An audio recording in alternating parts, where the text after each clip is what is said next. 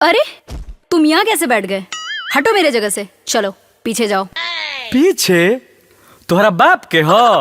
अच्छा देखो, ऐसा है ना कि तुम अभी हमको पहचानते नहीं हो। 2 मिनट में पता चल जाएगा तुमको, बता रही हूँ। सीधी तरह से बात मान जा और पीछे जा चुपचाप। लग रहा है तुम्हारे बाप का ही कॉलेज है क्या? जी हमारा बापे के हो, जौन करे के बाद कल ही हो। हम तो यहाँ में बैठब। रुक, अभी बताती हूँ तेरे को।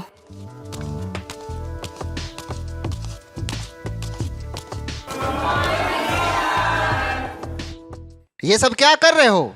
क्या तमाशा है? पूछिए सर इसी से। अरे हम कुछ ना कोई नहीं हो सर। कैली बरियारी हमसे अखिया देखा के, गुंडा ले खायाइल बड़ी 4 गोलिया के।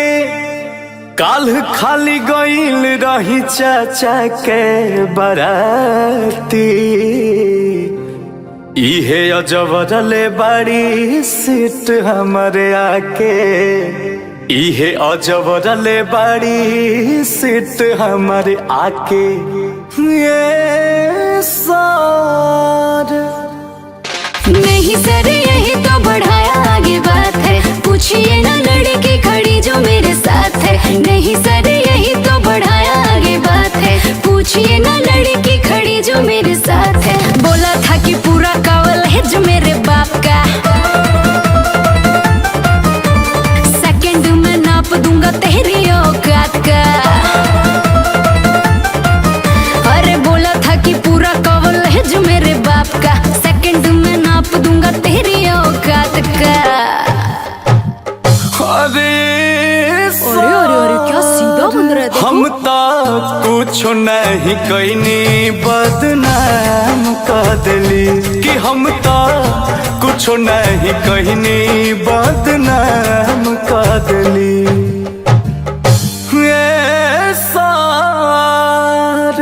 हमको साफ साफ बताओ, हुआ क्या है? तुम लोग पढ़ने आते हो कि झगड़ा करने आते हो? सर ये मेरे साथ बदतमीजी किया है और ये महाबदतमीज है। पूछिए इसी से क्या हुआ। क्या किए हो जी? तो सुनी, बैठनी हया गिला बेंच पर आके, धक्का दिली पहले बोलली खिसिया के। बैठनी हया गिला बेंच पर आके, धक्का दिली पहले बोलली खिसिया के। झूठो के क्लास में बवाल कर दिली। ए सर हम तो कुछ नहीं कहनी, बदनाम कर दिली। कि हम तो कुछ नहीं कहनी, बदनाम कर दिली।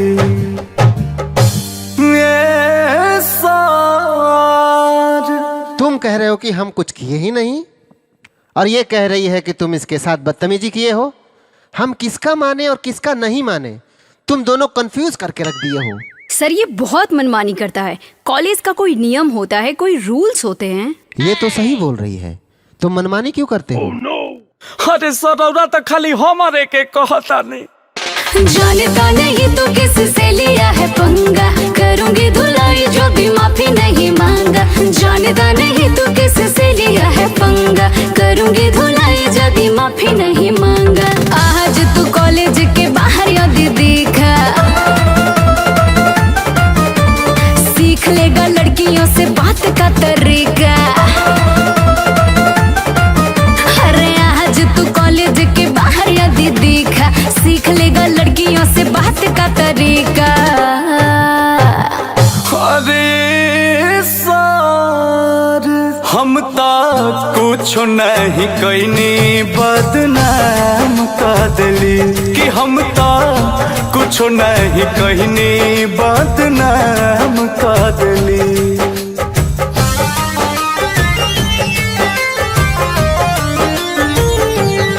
करना मान हकी आगे हम बैठी, पूछ पूछली ना पवन से दिल्ली नैठी झूठ बोल रहा है सर के ये। करना मान हकी आगे हम बैठी पूछली ना पवन से दिल्ली नैठी अंकुश राजा के ये जात नीलम का दिली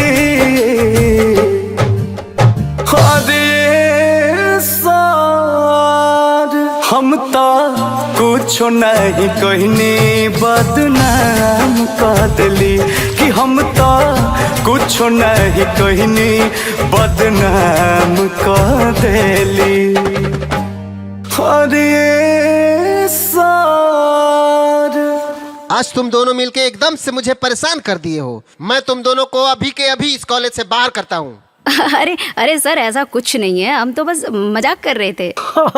हाँ सर मजाक करत रही जा। एडजस्ट कर लेंगे, कोई इशू नहीं। हाँ हाँ हाँ